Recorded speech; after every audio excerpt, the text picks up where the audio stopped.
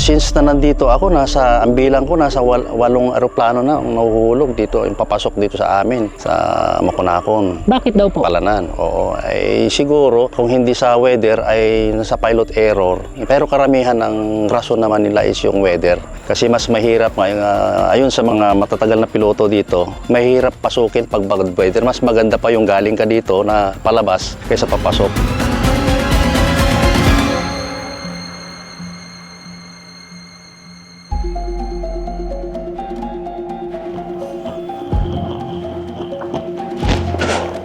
Yan, so nandito po tayo ngayon sa bahaging ito ng Luzon na kung saan matatagpuan ang isa sa mga gateway papunta sa silangang bahagi ng Northern Luzon. Dahil nga sa remote areas na o talagang isolated na itong bahaging ito ng Luzon, kaya tanging yung mga eroplano at barko yung pwede lamang sakyan ng mga pasahero para mapuntahan itong mga lugar na to.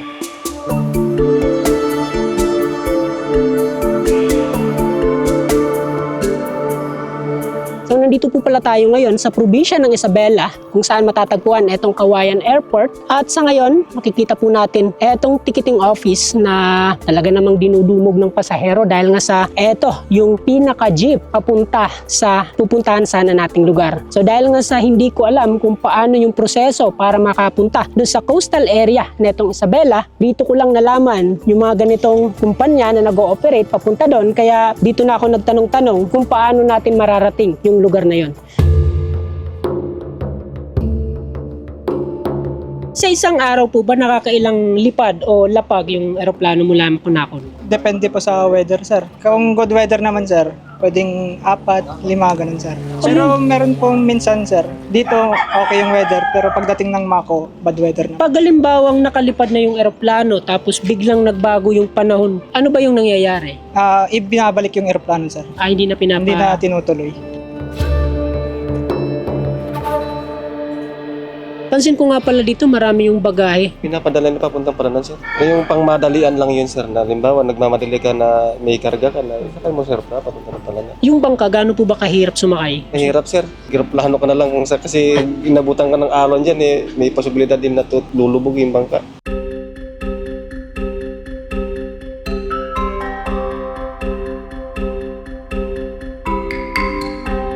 Matapos ang mahigit sa halos 3 oras na pag-aantay dito sa ticketing office, ay nakapag-book na tayo ng ating sasakyang flight papunta sa Makunakon. Sa 2 tao, ay nabayad po kami ng mahigit 5,000, 5,530. Kasama na po dito yung mga terminal fee at yung mga miscellaneous na karaniwan nating binabayaran sa mga ganitong paliparan. So matapos dito sa ticketing office ay didiretso na po tayo dito sa passenger terminal building para i-scan yung ating mga bagahe at doon na rin tayo mag-antay sa ating flight.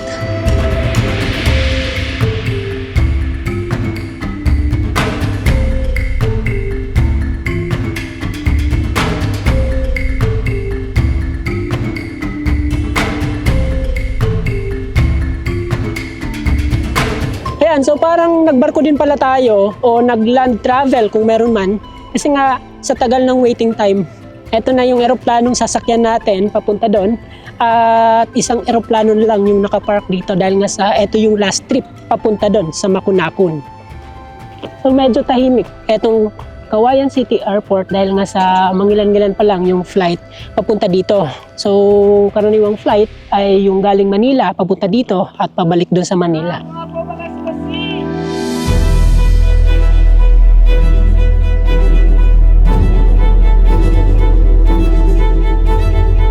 So imagine, mahigit 70 kilometers lang yung distansya nitong Cauayan Airport papunta doon sa Makunakon. Pero dahil nga sa walang direktang daanan papunta sa nasabing lugar, kaya yung mga ganitong eroplano lang, yung pinakamadaling mode of transportation papunta sa bahaging ito ng Isabela.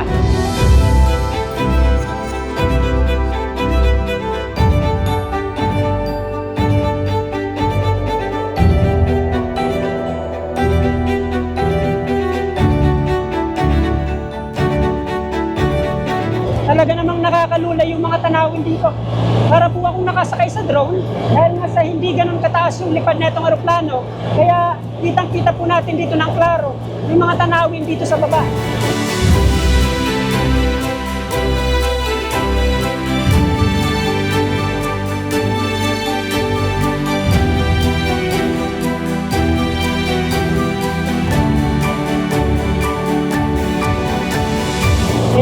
yung Makunakon Airport. Lalapag na po tayo dito sa bahaging ito ng Isabela.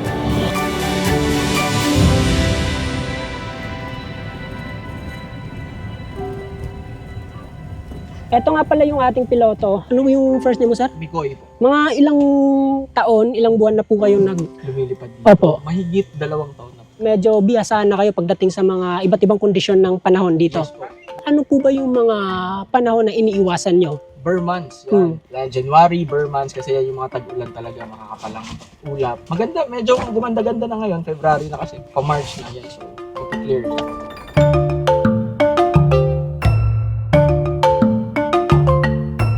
Dito sa kanilang airport, sa runway pa lang, napansin na po natin na hindi po siya buong semento. So may mga rough road pa, pero sa liit na itong gulong ng eroplano ay kinaya naman at naging smooth naman yung ating landing. Kung dun sa Kawayan Airport ay nalilitan tayo sa kanilang passenger terminal building, dito mas maliit pa kumpara doon.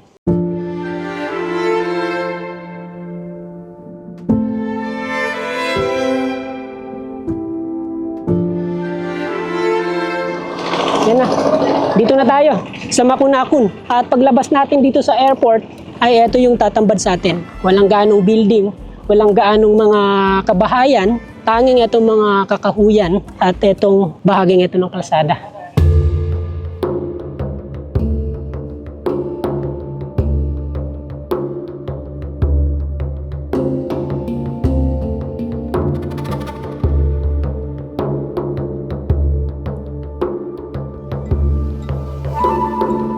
Andito po tayo ngayon sa kanilang palengke na kung saan manginal-ngilan lang yung makikita nating nagtitinda. Oras po natin ngayon ay mag-alas 3 pa lang ng hapon. At sabi sa atin kanina na kung halimbawa mayroon daw tayong kailangang bilhin, pagkain na kakainin natin mamaya, ngayon na daw tayo bumili. Kasi nga, maya-maya lang, kahit hindi pa man madilim dito, ay magsasara na itong mga tindahan. So maghanap po muna tayo dito ng kainan kasi hindi pa po kami nanananghalian mula nang umalis dun sa lungsod ng Kawayan.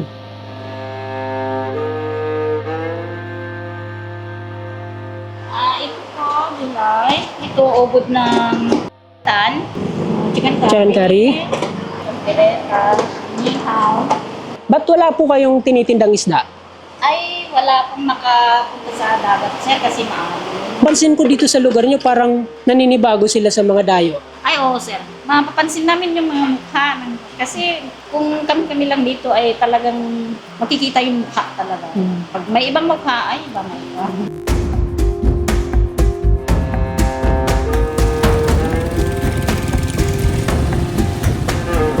Kala ko kanina gagamitin sa pagsasaka etong sasakyan. Yun pala, ito yung gagamitin nila sa paghahakot nitong mga karga papunta doon sa bundok.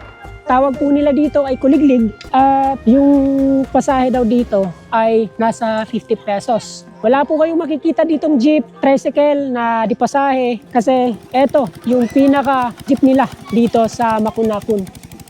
Naman, anong salita niyo po dito? Halo-halo, may Tagalog, may Ibanag, may Ilocano, may Itneg. Saan po yung punta niyo? Ako sa Canadam, sa bandarito ng Ilog. Tatawid ba kayo ng ilog? Oo, sila. Kami mo. So ito kayang tumawid ng ilog. Hindi, may hanging bridge. Maglalakad kami doon sa hanging bridge. Mga ilang oras po yun? Lig na naman ang magtukad sa amin. Baka umabot ng 1 oras, sir, hanggang doon sa sentro ng Reyna Mercedes. Di gagabihin kayo. Medyo, sir.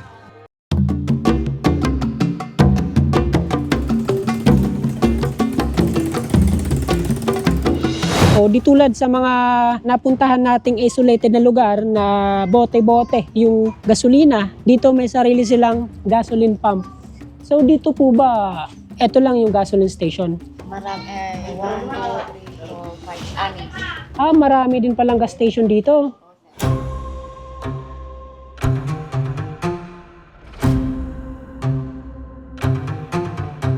So change plan kasi dapat sana dun kami kay Sir Paul tutuloy ngayong gabi. Dun pa daw yung bahay niya sa likuran pa nitong mga kabahayan pero naulan at medyo malayo yung lalakarin kaya yung nakausap natin dun sa may kainan kanina, yun na rin yung nag-offer ng matutulugan. At ito po yung kanilang inuupahang bahay. Buti na lang may mga ganitong nakandang higaan.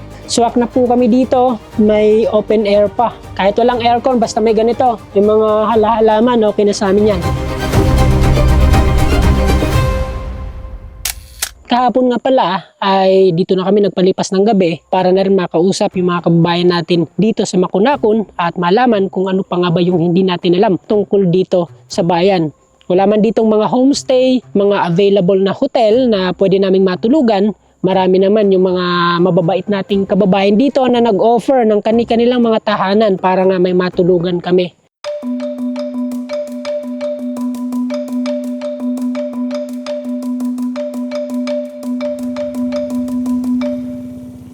So dito nga pala, napansin natin na hindi lahat ng kalsada ay sementado. May mga ganitong rough road pa at meron din namang nasa one way yung sementado. Bagamat sementado at maganda yung karamihan sa mga kalsadang nandito, mabibilang lang yung mga four wheels na makikita natin. Ayon sa mga nakausap namin, ay nasa 6 lang daw na four wheels yung nandito. 2 po dyan, patrol ng pulis at yung 4 ay yun po yung pagmamayari na ng mga individual dito. Oras po natin ngayon ay mag-alas 9 na ng umaga. Pero tingnan nyo, sobrang tahimik na itong lugar. Mula dito, doon, at dito. Sa 3 kalsadang matatanaw natin dito, wala po tayong makikitang mga tao.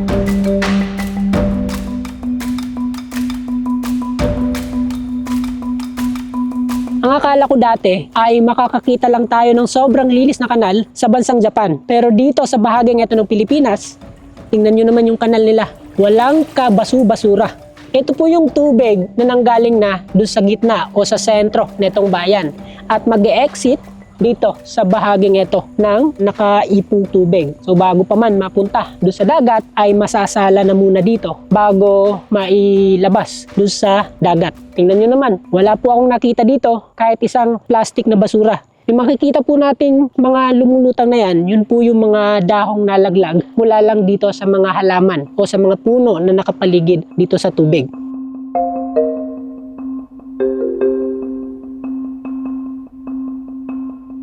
Sa amin, sir, masyado kaming dito sa pag-maintain ng kwan dito, yung sa environmental protection namin dito dahil unang-una mga tao namulat na sa ganda ng kalikasan. Mapagmahal kami sa kalikasan, sir, dito sa Makunakon.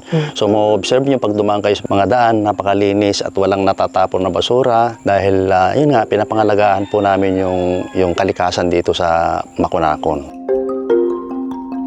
Gaano po ba kadami yung mga tao na nakatira dito sa Makunakon? Actually, ang population po namin dito is nasa 5,000. Hindi ko masyadong yung namin kung ilang household yun dito, pero nasa 1,003. Actually, sir, ang mode of transportation namin dito is by plane or by sea.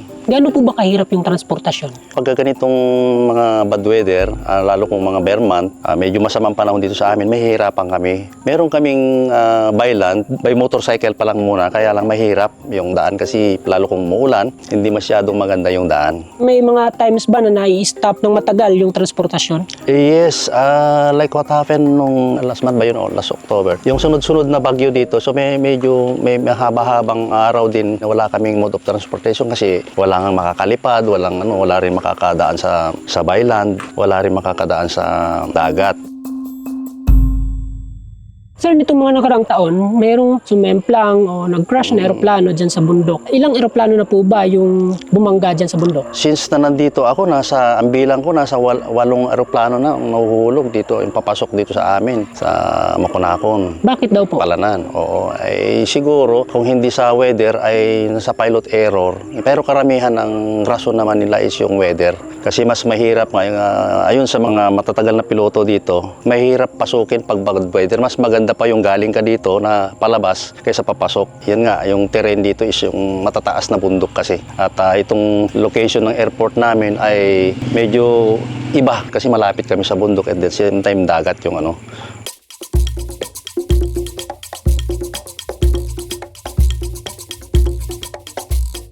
Tingnan nyo naman, si Mayor pa naghatid sa atin sa airport. Gamit itong motor. Parang sarap bumalik dito sa lugar at mag-spend pa ng siguro mga 1 linggo. Kasi nga, kahit nga magtatakbo tayo dito, maggagala, safe na safe tayo dito sa kanilang lugar.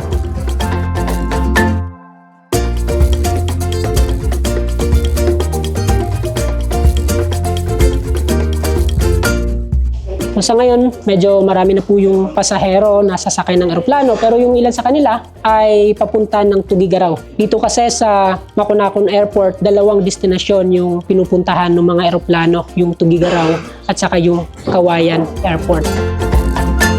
Tulad sa proseso dun sa Kawayan Airport, kailangan din natin magtimbang dito para nga malaman kung ilang kilo tayo at kasama na yung mga backpack, mga dala natin para matotal lahat ng may kakarga dun sa eroplano. Sa liit kasi ng eroplano ay bawat kilo, napaka-importante, bawat sukat, yon bigat. Talaga namang importante para sa ligtas na biyahe papunta sa kung saang mang airport yung pupuntahan ng eroplano.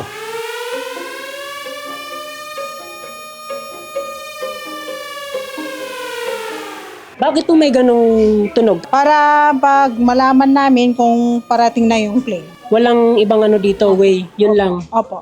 Yun nga, kasi sa liit na tong airport, wala po silang control tower na magno-notify o mag-abiso sa mga nandito na maghanda na kasi may papalapag na eroplano.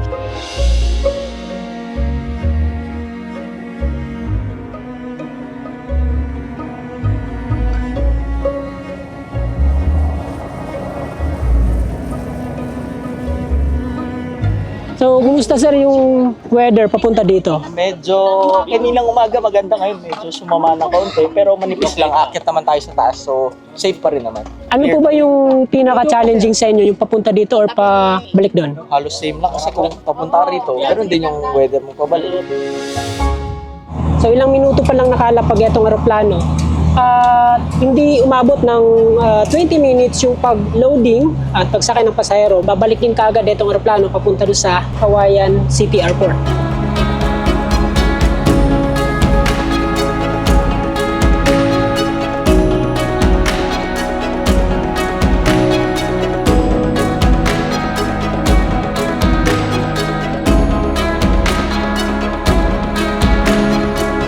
Grabe. Nakita nyo naman yung naging biyahe natin papunta doon at pabalik dito. Sa ngayong maganda yung panahon ay naging smooth naman yung flight. Buti na lang, nagkaroon po tayo ng pagkakataon na masilip etong bahaging ito ng Luzon. Kasi nga bibihira lang yung nagagawi doon, gawa ng mahirap yung transportasyon papunta doon. Kung walang eroplano, pwedeng magdagat pero bibihira lang magbiyahe. Yung mga sasakyang pandagat kung halimbawang masama yung panahon.